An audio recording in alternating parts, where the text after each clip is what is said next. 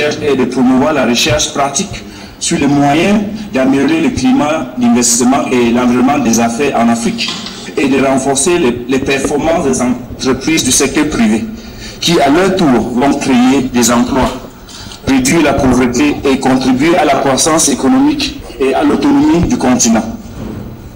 Le projet est ainsi conduit avec la ferme conviction qu'une bonne politique ne peut être élaborée que sur les bases de preuves manifestes.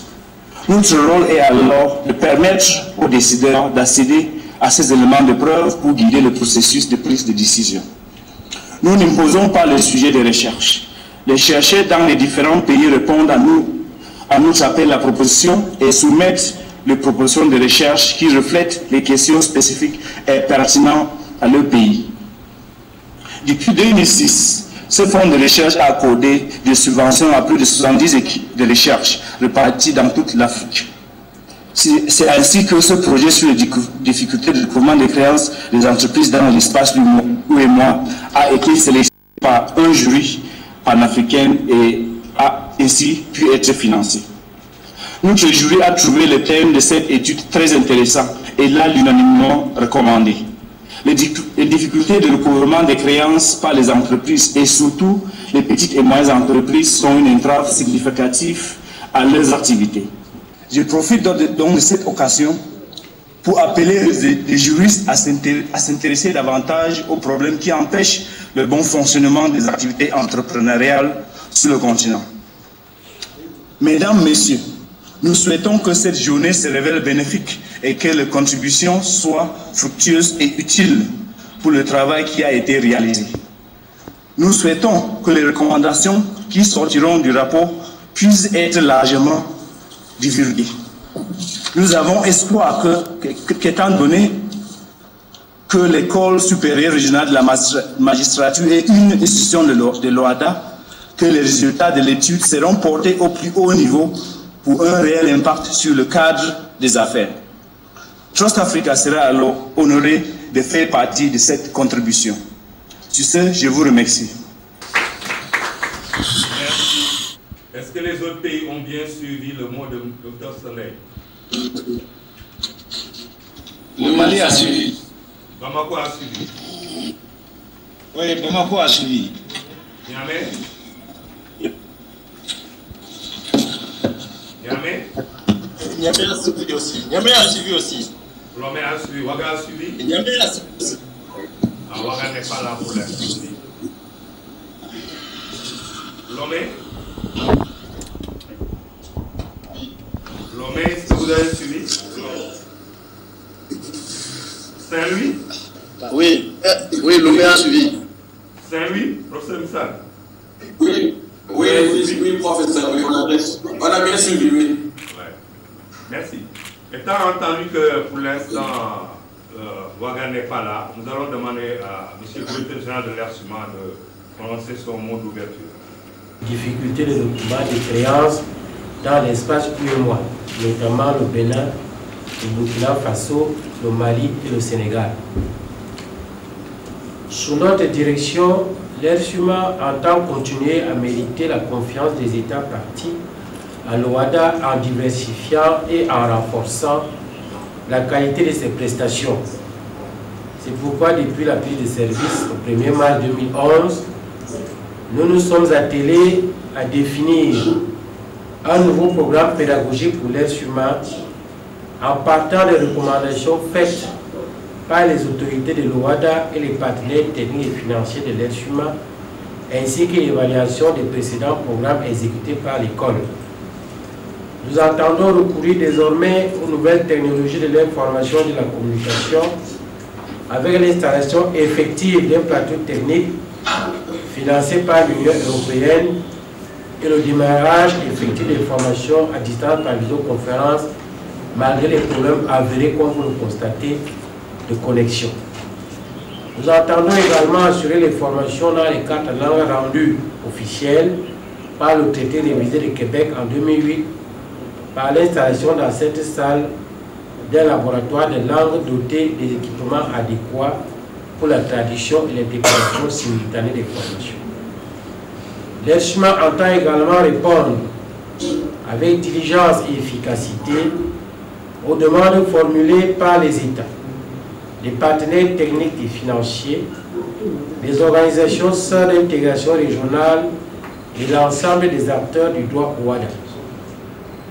L'atelier qui nous réunit aujourd'hui inaugure une série d'activités de recherche qui seront entreprises dans le cadre du Centre de recherche et d'études de l'être humain. D'ores et déjà, l'être humain a publié le numéro spécial de lancement de la revue Droit des affaires et pratiques professionnelles entièrement téléchargeable au site de revue erchuma.org. En 2011 et 2012, 2 colloques internationaux ont été organisés, dont le premier a déjà été publié et le second est en cours de publication. Par ce nouveau programme, l'ERSUMA entend éviter les erreurs et lacunes des programmes précédents et s'attacher tout particulièrement à tenir compte des spécificités de chacun des États partis, de leur avancement individuel dans l'application du droit OHADA et de l'environnement des affaires dans les pays africains. Il est en effet indispensable de prendre en compte ces réalités afin de concevoir des textes modernes et adaptés à l'environnement juridique et judiciaire des États membres de l'OHADA. Je ne saurais terminer ce propos sans remercier l'Union européenne et Cross Africa pour leur appui constant aux activités de l'ERSUMA. Je vous remercie pour votre aimable attention.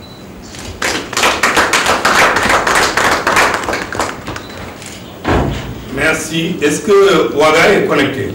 Je voudrais saluer tous les participants des différents pays et signaler que déjà hier, au niveau de la délégation, le chef de délégation lui-même a mis une conférence de presse pour présenter le projet aux médias.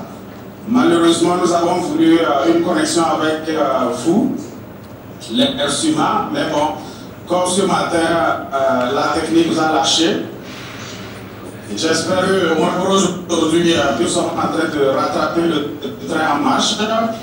J'espère surtout que pour l'activité qui réunit tout ce beau monde, il y aura véritablement, disons, la technique sera au rendez-vous pour permettre d'atteindre les objectifs ateliers. Signaler également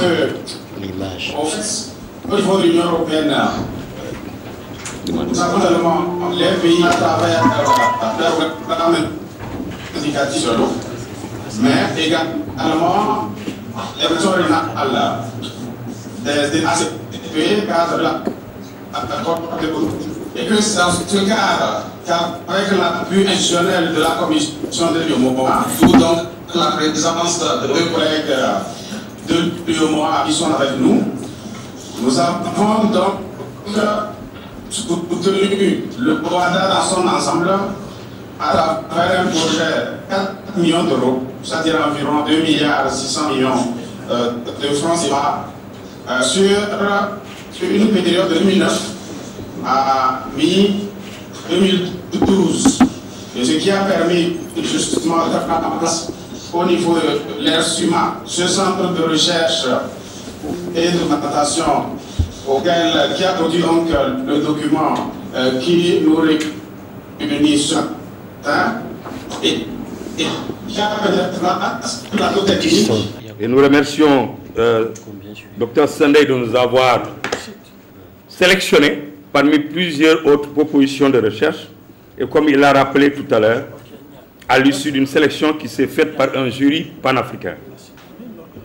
L'étude, en réalité, a commencé en 2010 et a été conduite par une équipe constituée de moi-même, de Ghislain Oleru Togbe, qui est assistant à l'ERSUMA, et de 3 autres jeunes chercheurs consultants, dont Maître Olga Anaside, qui est avocat au barreau du Bénin, Madame Pissia Rossi Berikenam, qui est un master 2 professionnel en droit communautaire, et Madame Eitayo Sandrine Assokba, qui également est un master 2 professionnel en administration des affaires.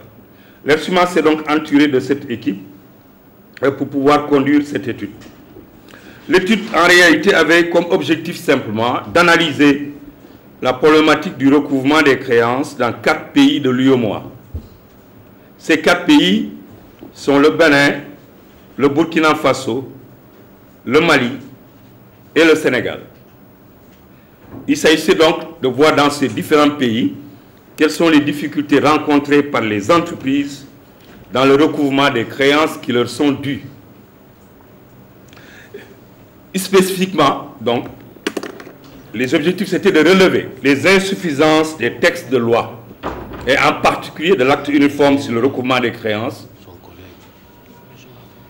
d'indiquer les pistes de réforme après avoir relevé ces insuffisances, d'analyser les articulations entre les règles uniformes de l'OHADA et les règles nationales qui sont toujours en vigueur, d'identifier les obstacles que rencontrent les entreprises dans le recouvrement des créances, de proposer ou d'esquisser des recommandations qui sont des pistes de solution à la fois au niveau juridique et au niveau institutionnel, et enfin de voir les alternatives de gestion et de cession des créances qui sont en œuvre, en particulier le règlement de l'UEMOA institue des mécanismes qui vont permettre, avec la titrisation des créances et l'affacturage, de prévoir des alternatives au recouvrement des créances. Pour atteindre ces objectifs, la méthode qui a été utilisée, que nous avons d'abord procédé à une revue documentaire approfondie des textes, de la bibliographie abondante sur cette question du recouvrement des créances et des voies d'exécution. Nous avons procédé à une compilation des documents de l'ERSUMA qui avait procédé à une étude sur l'évaluation des actes uniformes, dont l'acte uniforme sur les procédures simplifiées de recouvrement et les voies d'exécution. Nous avons fait une compilation aussi de la jurisprudence. Non seulement la jurisprudence, la CCJA, qui tout de même est assez importante sur cette matière précise du recouvrement des créances et des voies d'exécution, mais également la jurisprudence des juridictions nationales, toujours dans ce domaine du recouvrement des créances. À la suite de cette revue documentaire, nous avons procédé à des enquêtes dans les différents pays, enquêtes qui ont été effectuées d'abord par un questionnaire et ensuite par un guide d'entretien qui a été administré au niveau des acteurs du monde judiciaire. Nous avons fait un tri des magistrats, les avocats, les huissiers de justice, les greffiers des cours et tribunaux et dans certains cas les commissaires-priseurs. Ensuite, nous avons rencontré des juristes d'entreprise, nous avons aussi rencontré des juristes de banque et dans certains pays, nous avons eu l'opportunité même de rencontrer les organisations patronales. Et je voulais par exemple mentionner la réunion que moi-même j'ai eue avec le Conseil national de patronat du Burkina Faso dans leurs locaux et où nous avons eu la représentation des différents membres du Conseil national du patronat du Burkina. Il est évident que partout, nous avons eu des difficultés pour avoir les rendez-vous et nous avons essayé quand même de travailler avec l'ensemble de ces acteurs et nous pensons avoir recueilli les observations de manière pertinente. Maintenant, c'est une autre question de savoir si on les a traduits exactement. Et nous souhaitons, bien entendu, au cours de cette réunion, avoir vos observations. Je voudrais mentionner simplement remercier aussi les banques qui ont participé à cette étude. En particulier, j'ai aussi une réunion avec la Société Générale des Banques du Burkina, réunion au cours de laquelle nous avons fait le tour de la question pendant plusieurs heures.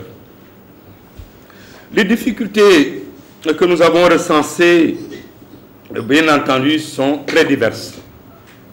Mais il est certain que le problème récurrent est que dans tous les pays, la réception de l'acte uniforme sur les procédures simplifiées de recouvrement et les voies d'exécution pose problème.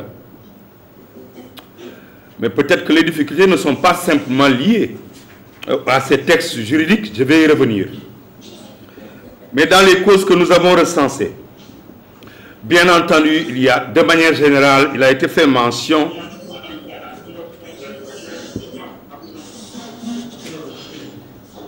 Est-ce que vous pouvez couper les micros dans les différents sites pour pouvoir assurer une meilleure réception? Couper les micros.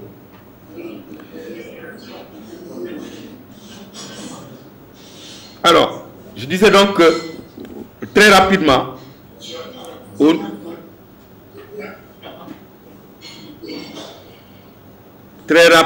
au niveau des causes, nous avons recensé l'imprécision, l'inadéquation, la complexité des dispositions de l'acte uniforme sur le recouvrement des créances. Il y a un site qui a un micro ouvert. Je continue. Alors, cette imprécision, cette inadéquation, cette complexité fait que de façon générale, il est relevé l'absence